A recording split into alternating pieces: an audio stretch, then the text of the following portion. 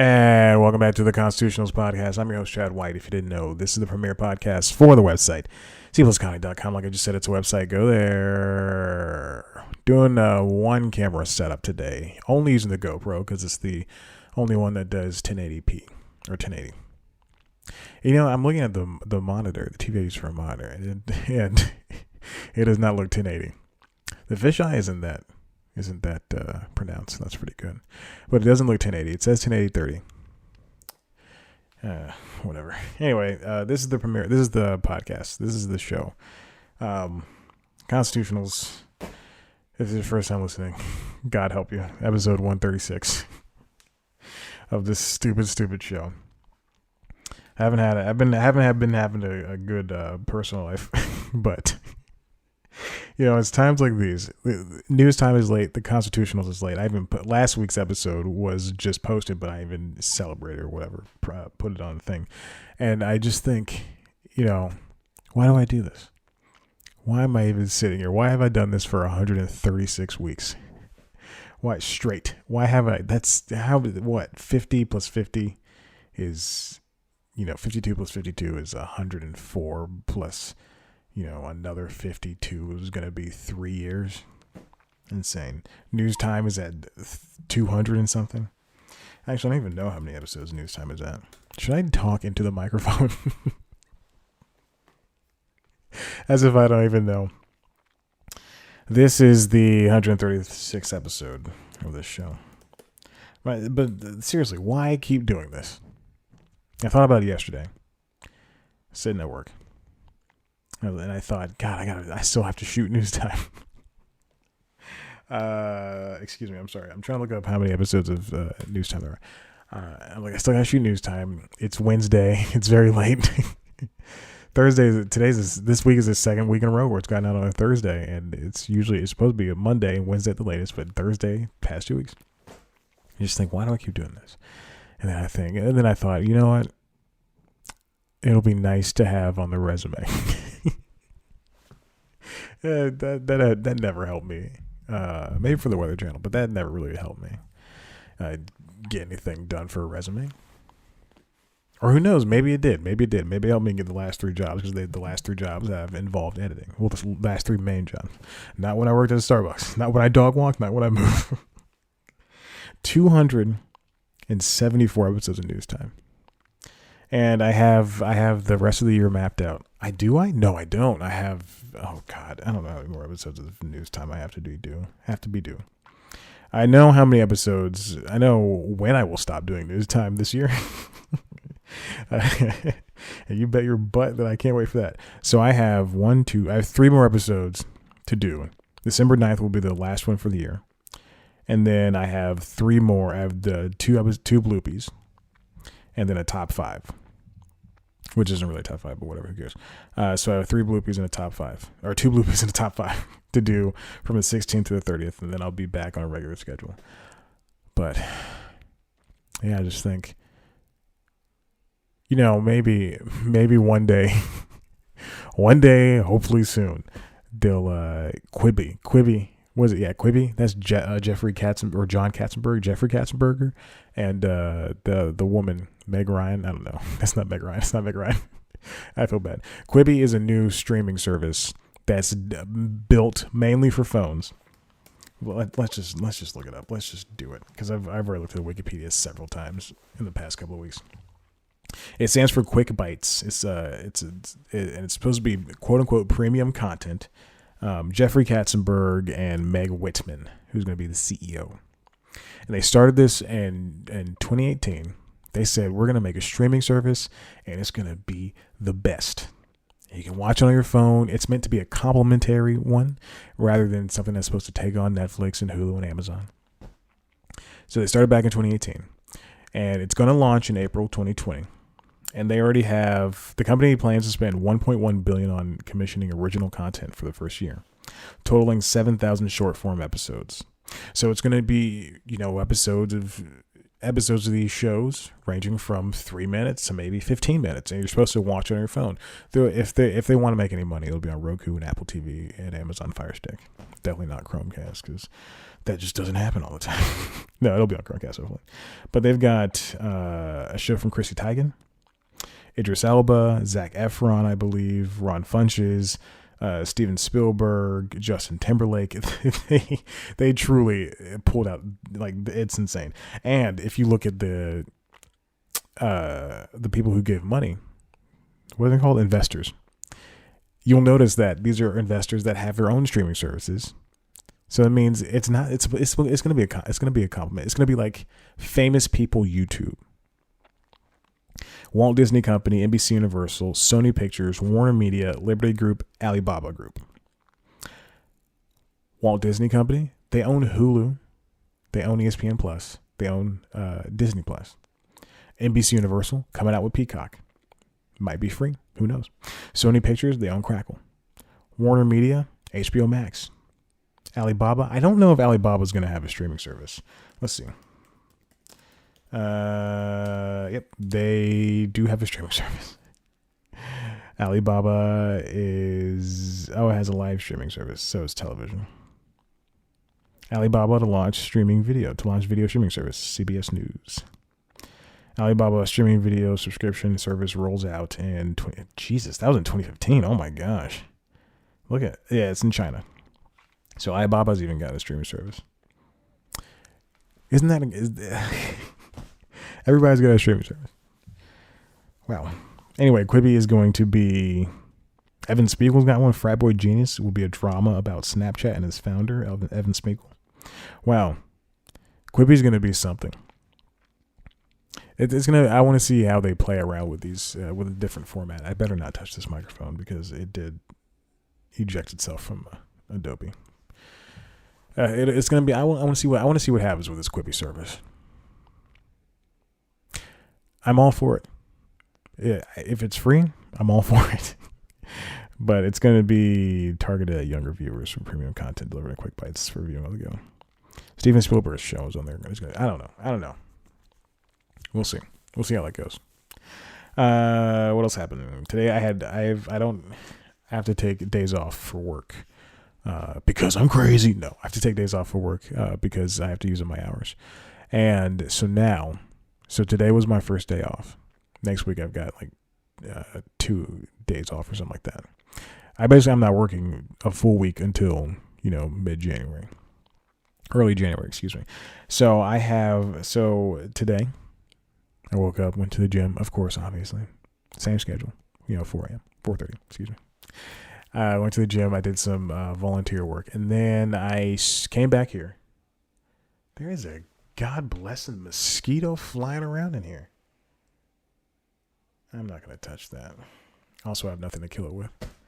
But I'm going to be looking at that for the rest of the episode. But then I saw Ford v Ferrari. Ford v Ferrari, directed by James Mangold, who did Logan and a few other movies that I forgot, but I was surprised that he did those movies. It's about the Ford Motor Company going head-to-head against Ferrari in a couple of 24-hour races. And it stars Matt Damon, Christian Bale, John Bernthal, a lot of white people. Josh Lucas. Those are all the people I know. A lot of people I didn't know either, too, as well. But yeah, it was great. It was wonderful. It was like, that is a movie. That's an Oscar movie. And it got me thinking. I was watching this and I was enjoying myself and I was loving everything.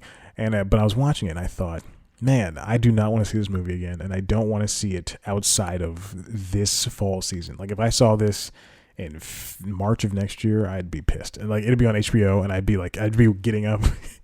I'd be getting off the couch and walking around doing laundry and stuff.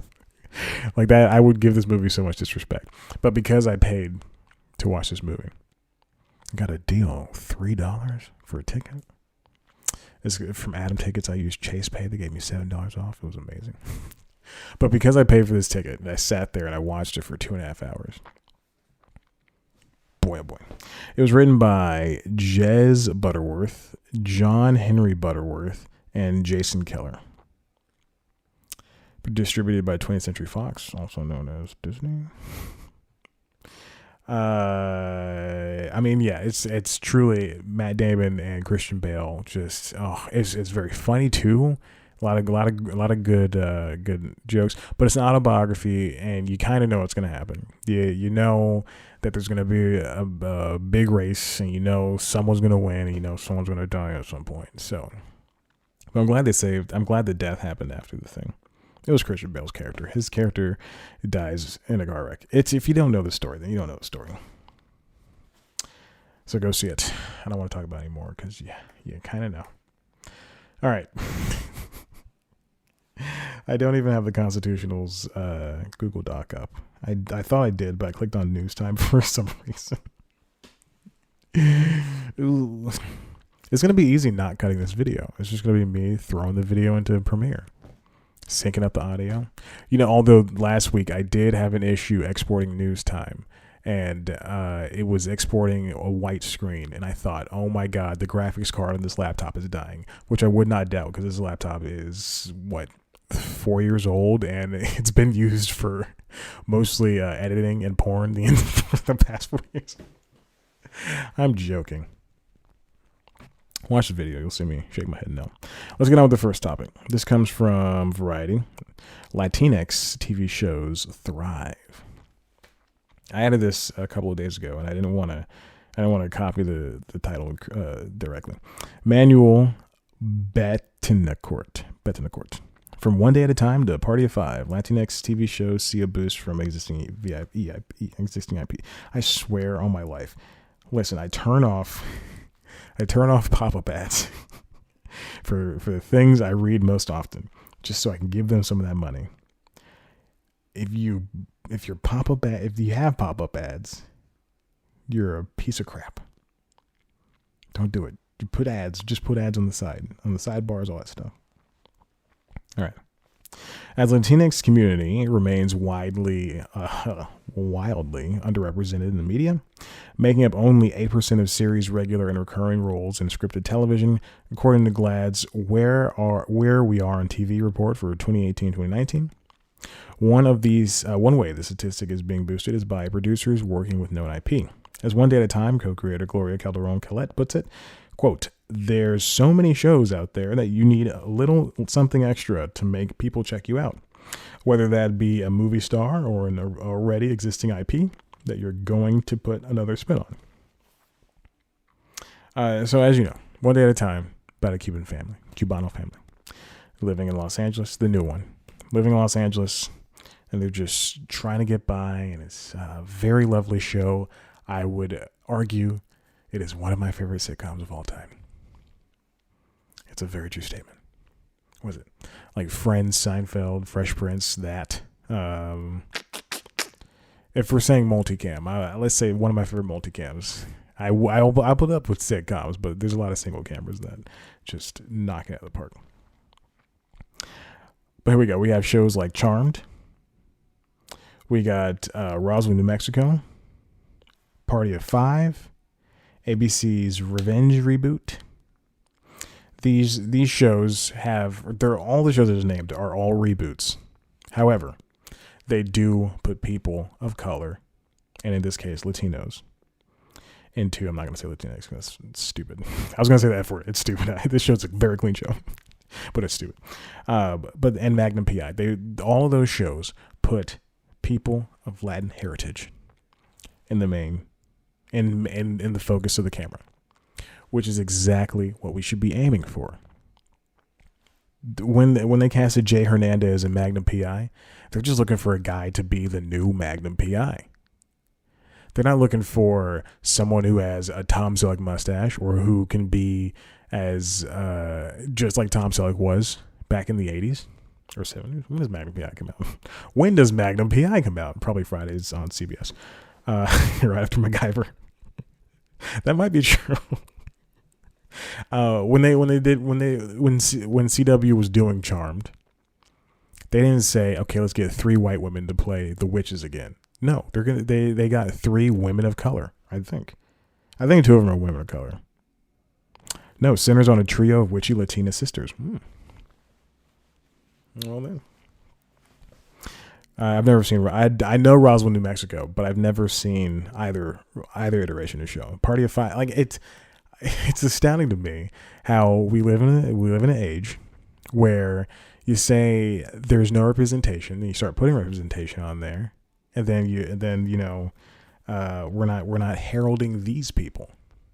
We gotta celebrate what we have.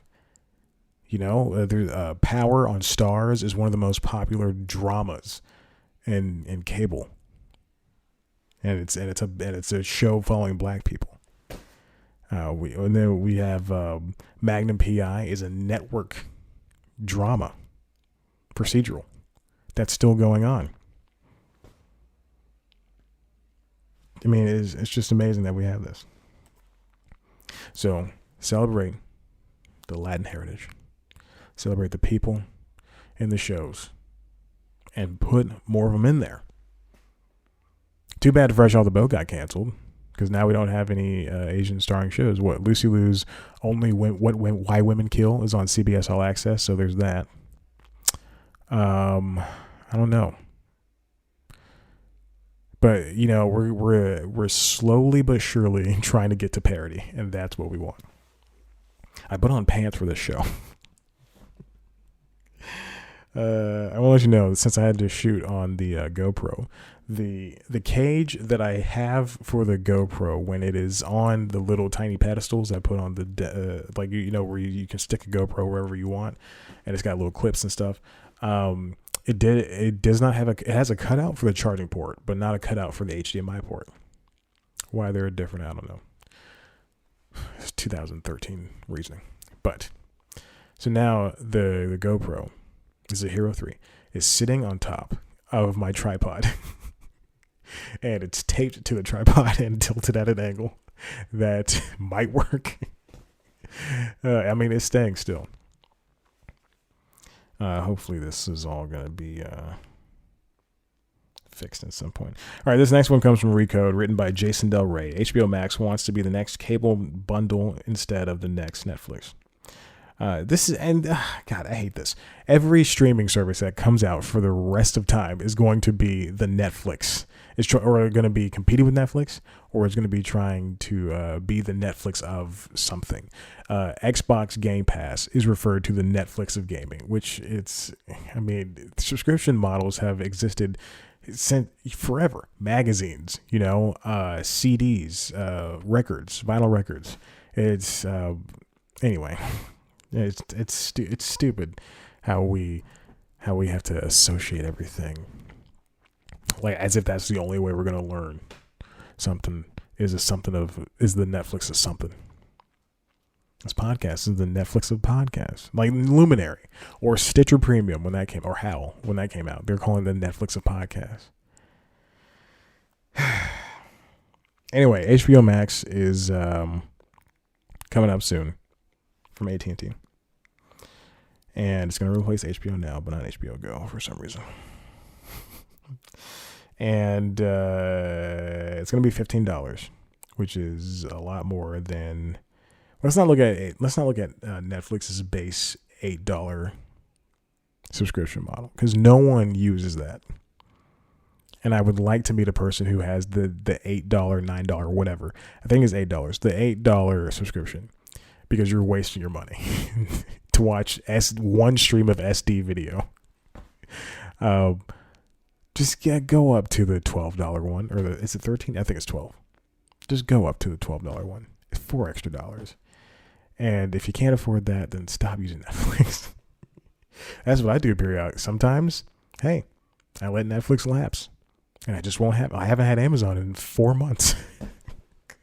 I haven't had Amazon in 4 months. I just can't throw out another $13 a month. I don't need it. What am I going to watch? The Boys? I do want to watch The Boys. I've only seen the first episode. No, I watched the second episode too. So I do want to watch The Boys and Unsane and a bunch of other things. But that's not the point. That's not the point. But HBO Max, it's not bringing just a bunch of originals. It's not bringing just reruns of Friends and The Office. No, Seinfeld. Seinfeld's going to HBO Max. It's not just bringing those. No, Seinfeld's going to Netflix. Friends is going to HBO Max. And The Office is going to Peacock. So it's not just bringing those Friends episodes. It's not bringing olds. It's not bringing just news. It's going to bring originals, new shows, old shows, originals and new shows, old shows. All the stuff you need. It's going to be at Cartoon Network, I believe. HBO stuff, Cartoon Network, DC stuff. It's just going to be everything. Imagine how Disney Plus is the Disney bundle, HBO, and Hulu, ESPN Plus, and Disney Plus. You get all of those three for $13 a month. This is what HBO Max is going to offer, the same thing essentially, but it's just going to be all under one umbrella. In an interview with Recode Media, I should just read the article.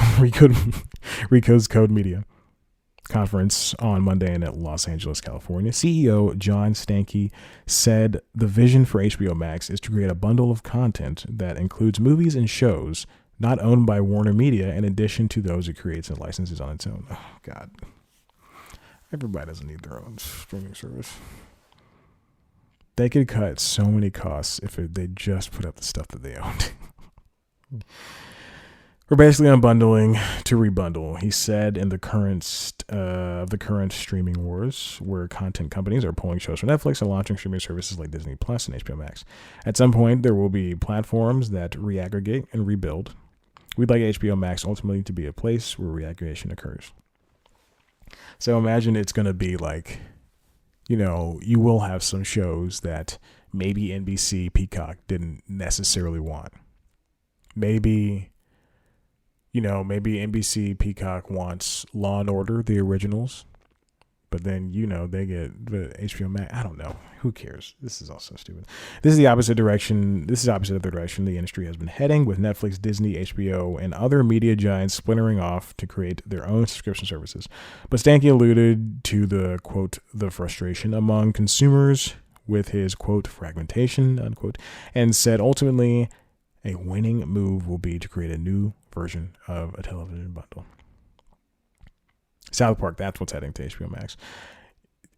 The way he describes it, and I'm going to be very honest, I only scanned over the first couple of paragraphs of this article, like if that. I probably just read like 2 words and said, all right, what are those in there?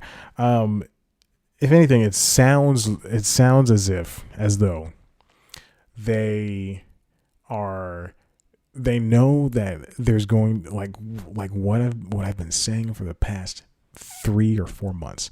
They know that the world is going to be heading towards going back to. I'm sorry, the waveforms on the Adobe Audition just stopped. They know that the world's going to be headed back towards a cable bundle of sorts. It's going to be a streaming bundle, but they're just trying to beat the world to it. So we'll see how that goes. Hey, speaking of that first story, I should have followed with this. This next one comes from Variety, written by Dave McNary. Record number of TV episodes directed by women or directors of color. This is a study. According to the DGA, the TV and Directors of America, the TV industry has made major gains in terms of diversity. Half of all TV episodes in the 2018-2019 season were directed by women or directors of color for the first time. I am so ecstatic about that. That is amazing. That's what we should be talking about. That's what we should be celebrating. Latinx people are getting roles or creating shows and getting roles. Women and people of color, are making their way into directing, and it's the bubble is slowly about to just burst for white people. The DGA's episodic television director inclusion report noted that the overall percentage of women and people of color had increased from last year's prior high of 42.5% and from 21% 5 years ago. The percentage of episodes directed by women grew to a record 31%. Oh my gosh, more than doubling in the past 5 years. The percentage of episodes helmed by directors of color rose to a new high of 27%, increasing more than 40% in the past 5 years.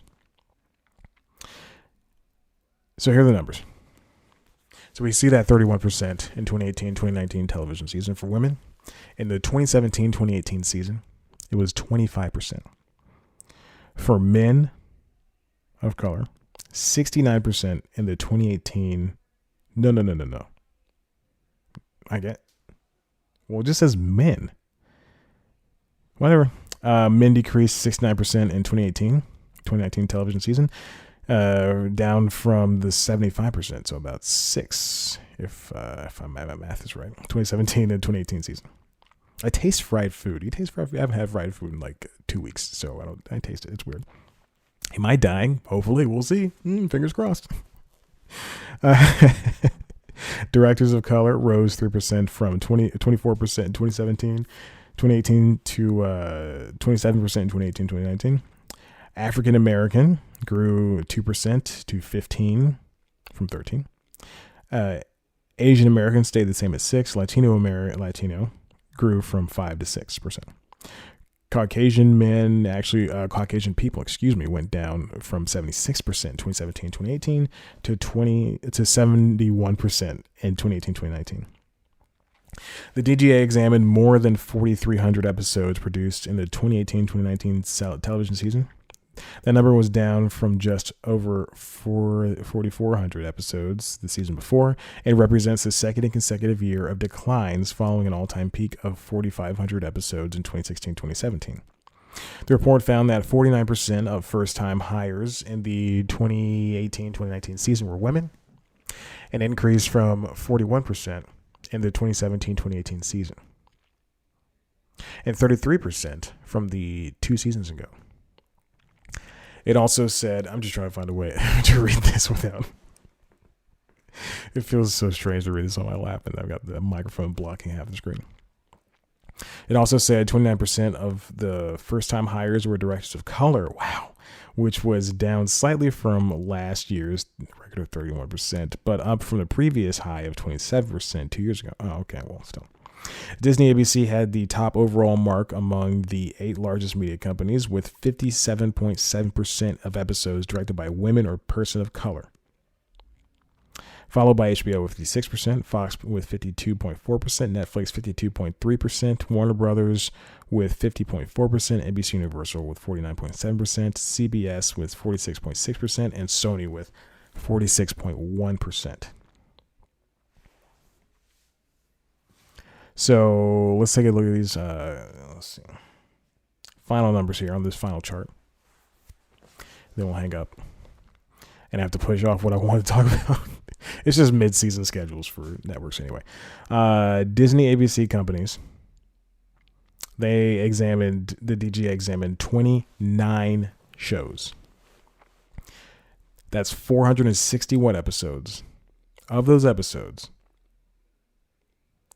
percentage directed by females, 40.1%. Minority directed, 29.3%. Female or minority directed, 57.7%. Those are the totals put together. HBO 13 series examined 109 episodes, 36.7% female. Minority is 26.6%. 20th Century Fox companies, 30 shows, 425 episodes, 34.2%. 27.6%. I'm going to stop here. Hold on. Let me read Warner Brothers really quick. 43 shows, 604 episodes, 30.2% female, 28.3% minority directed. These numbers need to grow. I'm so happy that they are even this high, especially for Disney, which I thought would be much lower. Give them a track record. But these numbers need to be higher. To see these marginal increases is good, but I would like to see a kind of an explosion. Now, that being said, I've said this time and time again. Read the credits of the shows. And you will see that there are a bunch of women directors. When a show is just starting and they've done a title screen and all that stuff, and the names of the actors scroll by, look at who produced it, look at who edited it, look at who wrote it, look at who directed it, and you will see sometimes the same women. Beth McCarthy Miller. You'll see casting Allison Jones. You'll just look at these people, read their names, get to know them, celebrate them, championing them. But these numbers are great. I do want to see them grow, but they are great. To see that these women are able to get these jobs for this season is very heartening. It'll all come into. We'll see what happens, in 3 years, and next season. Will this trend continue, or this season? Excuse me. When they're doing the report for this season, will the trend continue? Will we have seen the numbers grow? Will we have seen the women and the Latinos and the blacks and the Asians and I guess that's it. Women, Latinos, blacks, Asians. Will we see them,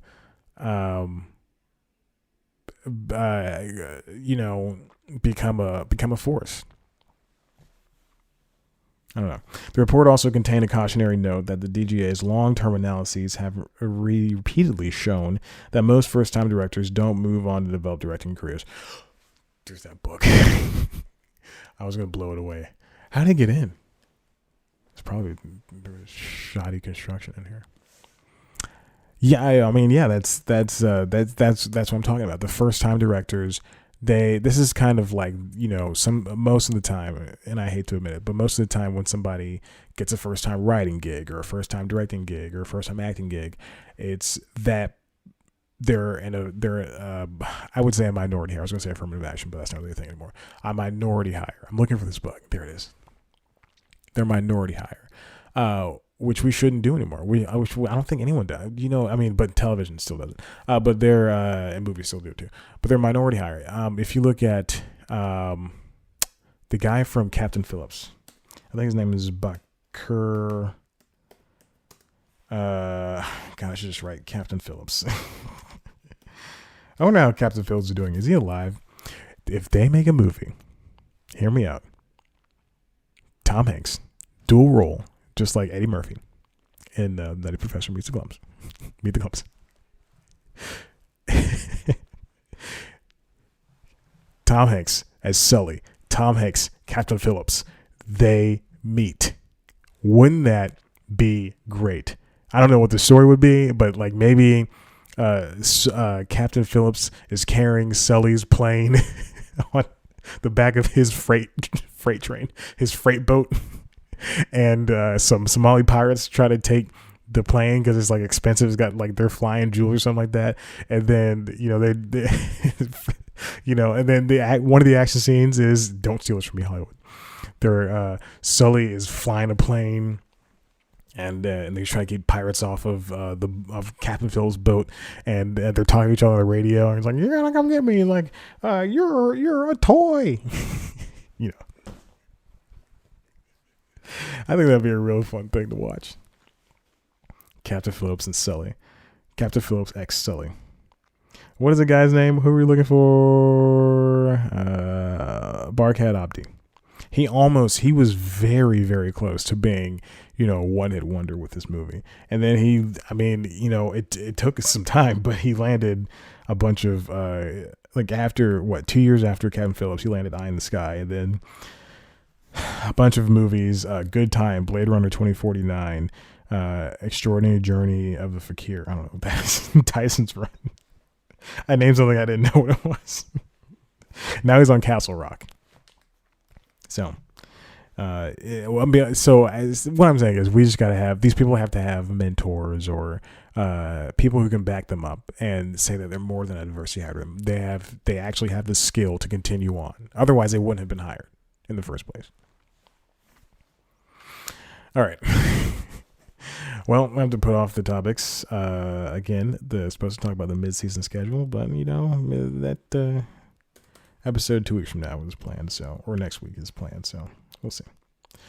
Hey, listen, if you like what you heard here, head on over to the website, zealouscomedy.com, where there are so many great interviews. You know, I had a day off today, and I was supposed to write an interview. Oh, well, it's not going to happen. So many great interviews that you're going to fall in love. I should have said that. Now I made myself sad. If you want to see me be sad, head over to youtube.com/comedy to see a video version of this show in all of its half-hour glory. I will not put ads up, ever. Not even if I get 1 million views on something, I would not put ads up. Don't need the money. I need the money. Please. You see what I'm working with? No, I'm just kidding. I love this. I love the room. Yeah, there you go. And also on the youtube.com/comedy. What is this show? Oh, News Time. I do a weekly show called News Time. It's late this week. It's like the Daily Show, except less funny. Take one story and we dissect it and chop it up and make it funny. It's entertainment. It's entertainment news. It used to be just comedy, and then I remember when I don't know if I ever told the story. It's not a story. It's just an anecdote. I remember when I the bug's back. I remember when I first went past doing like comedy shows, comedy movies, comedy albums, all that stuff for News Time. I remember I think it had something to do with a first look deal or lookbook or something like that. I don't know, or getting the hook. I don't know, something like I know it was something stupid, and I remember thinking, is anyone gonna like this? Oh my gosh! Got to how long have I been doing this show? 6 years? Jesus. 5 years, excuse me. Yeah. Because no, 6. No, 5, because around the winter time when I started News Time. 5 years. Cut to 3 years later. Oh my gosh. Anyway, that's it. All right. Okay, bye.